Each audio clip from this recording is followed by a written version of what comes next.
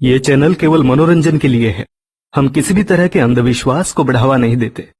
Subscribe करें और देखें फ्राइडे, एक दिल दहला देने वाली हॉरर स्टोरी। बिना घबराए बेल आइकॉन प्रेस करना ना भूलें।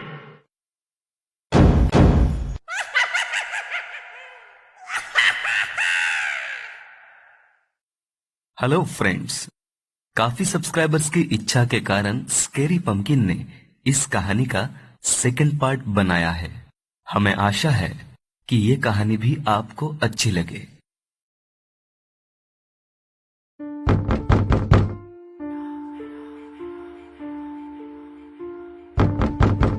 हरीश के दरवाजे पर रात में अचानक दस्तक होने लगती है।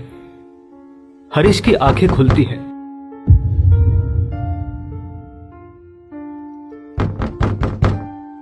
वो घड़ी में देखता है तो रात के 2 बजे हुए होते हैं।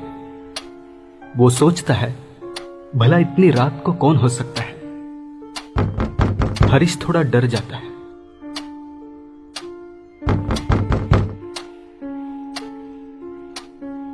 वो सोचता है, भला इतनी रात को कौन हो सकता है। हरीश थोड़ा डर जाता है। वो दिया हाथ में लेके दरवाजे की ओर बढ़ने लगता है।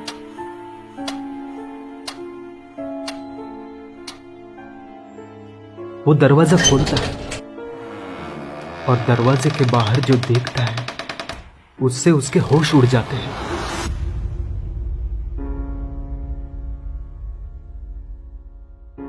उसे अपनी आंखों पे विश्वास नहीं होता। उसके रोंगटे खड़े हो जाते हैं। उसके दिल की धड़कन तेज हो जाती है। वो देखता है कि उसके दरवाजे के बाहर कोई और नहीं बल्कि उसकी अपनी बेटी है, जो कि 2 साल पहले मर चुकी थी।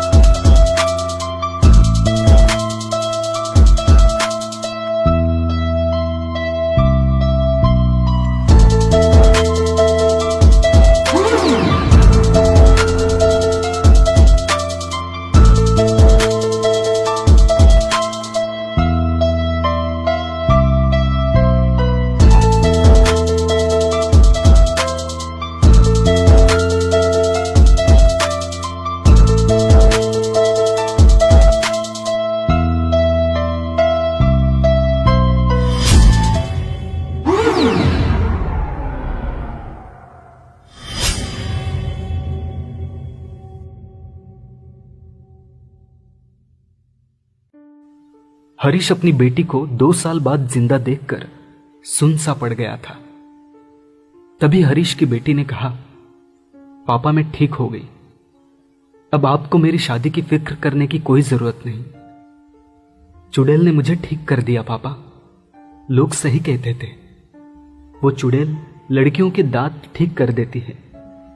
देखिए मुझे, मैं ठीक हो गई हूं। मैं ठीक हो गई पापा। हरीश बिना कुछ कहे उसे बस देखते रहता है। उसे कुछ भी समझ में नहीं आता। उतने में वो लड़की दीवार पर खुद की हार लगी तस्वीर देख के दंग हो जाती है।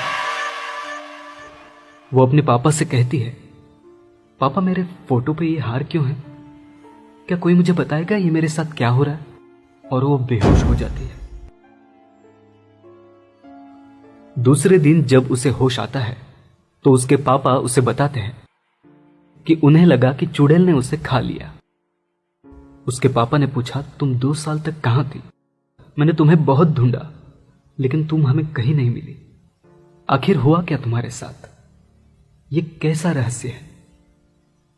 तभी सीमा का चेहरा सफेद पड़ गया। उसे अपने कानों पर विश्वास ही नहीं हो रहा था। उसने कहा, 2 साल हो गए? लेकिन मैं कल ही तो गई थी उस पेड़ के नीचे और चुड़ैल ने मुझे ठीक कर दिया। तभी उसके पापा बोले, नहीं सीमा नहीं, 2 साल से तुम लापता हो, किसी को मालूम नहीं तुम गई कहां हो, क्या हुआ तुम्हारे साथ। सीमा को विश्वास नहीं हो रहा था कि आखिर ये कैसा रहस्य है। तभी हरीश ने कहा, हम पार्वती मां से इस रहस्य के बारे में पूछते हैं। इस गांव में वही है जो उस पेड़ के रहस्य के बारे में काफी कुछ जानती है।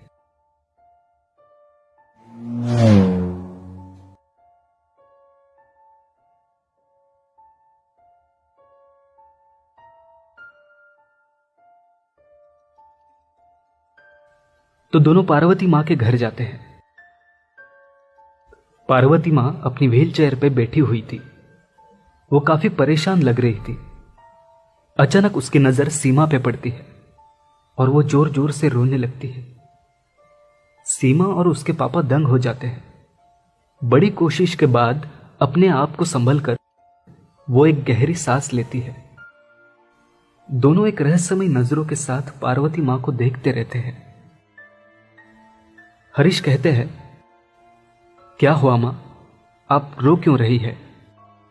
तभी मां कहती है, इतने सालों तक सभी को लगता था कि नारियल के पेड़ के नीचे सोने से चुड़ैल दांत ठीक करती है, लेकिन आज सीमा को 2 साल बाद यहां देख के मुझे यह रहस्य सुलझ गया। दोनों गहरी नजरों से मां को देखते रहते हैं। मां आगे कहती है, दरअसल पेड़ के नीचे सोने के बाद चुड़ैल वो शरीर छोड़कर पेड़ के नीचे सोने वाले के शरीर में चली जाती है। कल रात जिया पेड़ के नीचे सोई थी और जो पेड़ पे थी वो सीमा थी। चुड़ैल ने गुड़ खाकर सीमा को छोड़कर जिया के शरीर में प्रवेश किया। यह सुनकर सीमा और उसके पापा डर जाते हैं। जिया के दादी के इस खुलासे से पता चलता है कि जिया चुड़ैल बन चुकी है और बड़ी मुश्किल में फंस गई है। सभी की आंखें नम हो जाती है। सीमा तो यह सुन के मानो सुन पड़ जाती है। उसे विश्वास नहीं होता कि 2 साल तक वो चुड़ैल बन के नारियल के पेड़ पे रहती थी। सभी खामोश हो जाते हैं। तभी हरीश हिम्मत दिखाते हुए कहते हैं, चाहे जो करना पड़े मैं जिया को बचा के रहूंगा। मैं उसे कुछ नहीं होने दूंगा। उसके कारण आज सीमा सही सलामत घर पहुंच गई है। मां, कोई तो रास्ता होगा कि हम जिया को बचा पाए। तभी दादी ने कहा, एक रास्ता है, लेकिन मुझे पता नहीं कि यह रास्ता सही है या गलत। एक बात तो है कि श्राप के कारण चुड़ैल नारियल का पेड़ छोड़ के कहीं नहीं जा सकती। तो हम सब एक तरकीब आजमा सकते हैं। ध्यान से सुनो। और जिया के दादी ने हरीश के कान में अपनी योजना बनाई। यह योजना सुनकर हरीश ने कहा, काम थोड़ा मुश्किल है, लेकिन जिया को आज बचाना ही होगा। सभी गांव वाले आज नवरात्रि खेलने में जब व्यस्त होंगे तब हम जाकर जिया को बचा सकते हैं और गांव वालों को कुछ पता भी नहीं चलेगा। अगर गांव वालों को पता चला तो वो चुड़ैल के डर की वजह से हमें जिया को कभी बचाने नहीं देंगे। हरीश जिया की दादी को बोलता है कि आप बिल्कुल फिक्र मत करना, हम जिया को बचाने में कामयाब हो जाएंगे। हरीश अपने दोस्त कपिल के साथ गांव के बाहर एक मुर्दा घर की तरफ निकलते हैं। सुनसान रास्ते पर बस उनकी गाड़ी की रोशनी ही दिखाई दे रही थी। तभी कपिल हरीश को पूछता है, लेकिन आखिर हम मुर्दा घर क्यों जा रहे हैं? तभी हरीश कहते हैं, तुम बस वैसे ही करना जैसे मैं तुम्हें बताऊंगा। कपिल को कुछ समझ में नहीं आता। बिना कुछ कहे वो बस गाड़ी में बैठा रहता है। हरीश मुर्दा घर जाकर वहां के रखवालों को पैसे देकर कपिल की मदद से एक लाश का इंतजाम करता है। दोनों उस लाश को उठाकर गाड़ी की तरफ बढ़ते हैं। कपिल के मन में बहुत सारे सवाल थे जिनका जवाब उसके पास नहीं था। वो लाश एक लड़की की थी जो लावारिस लाश थी। दोनों लाश डिक्की में रख देते हैं। दोनों गाड़ी में बैठ जाते हैं और गांव की तरफ बढ़ने लगते हैं।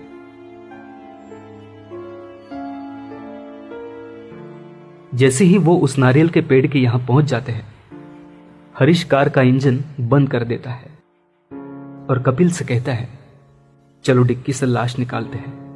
कपिल कहता है, लेकिन हम करने क्या जा रहे हैं? मुझे बताओ अभी के अभी।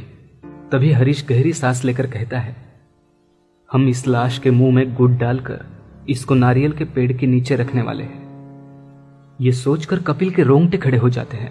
हरीश आगे कहते हैं, चुड़ैल नीचे आकर गुड़ खाएगी और जिया का शरीर छोड़ के लाश के शरीर में जाएगी, तो इस तरह हम जिया को बचा सकते हैं। हरीश कहता है, चलो डिक्की से लाश निकालते हैं। और कपिल की मदद से दोनों लाश को उठाकर पेड़ की ओर बढ़ने लगते हैं।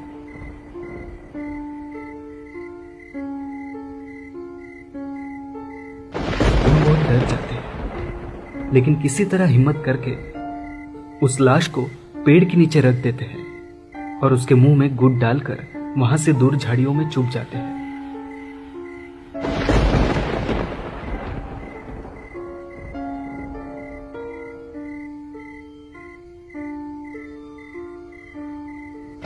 दोनों आंखें फाड़कर चुड़ैल की राह देखने लगते हैं।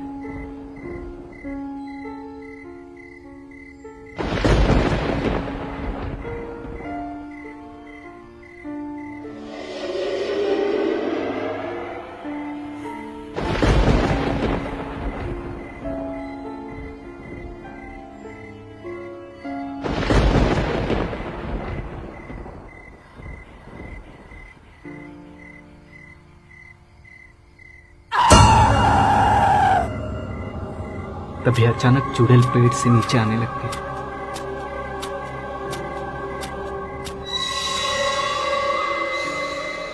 ये भयानक दृश्य देखकर दोनों के होश उड़ जाते हैं। चुड़ैल धीरे धीरे नीचे आके उस लाश के पेट पे बैठ जाती है और उसके मुंह के गुड़ को खाने लगती है।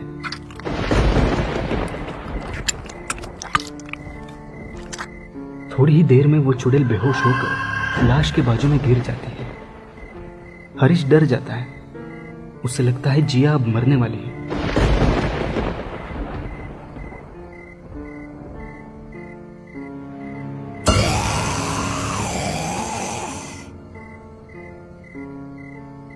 तो अचानक वो लाश पेड़ पर चिपक जाती है और धीरे धीरे सरकते हुए ऊपर जाने लगती है। यह नजारा देखकर दोनों बहुत डर जाते हैं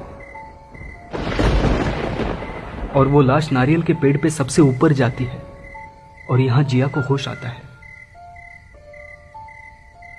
वो वहां से उठकर अपना मुंह को हाथ लगाती है और खुश हो जाती है। वो सोचती है मैं तो बिल्कुल ठीक हो चुकी हूं और वो वहां से घर की ओर चलने लगती है। तो सामने उसे हरीश अंकल दिखाई देते हैं। वो भाग के उनके पास जाती है। तभी पेड़ पर वो लाश अपनी आंखें खोलती है और हंसने लगती है और ऊपर से नीचे आने लगती है। सभी वहां से भागने लगते हैं। हरीश कहते हैं, डरो मत। पार्वती माँ ने कहा था वो चुड़ैल ये नारियल के पेड़ को छोड़कर कहीं नहीं जा सकती। भगवान का लाख लाख शुक्र है सब बच गए। और सभी गाड़ी में बैठकर गांव की ओर बढ़ने लगते हैं। थोड़ी देर बाद वो चुड़ैल नीचे उतर के आती है और जोर जोर से हंसने लगती है और हॉन्टेड ट्री छोड़कर वहां से गांव की ओर बढ़ने लगती है। जैसे उसका मकसद अब पूरा हो गया था, हॉन्टेड ट्री से छुटकारा पाने का।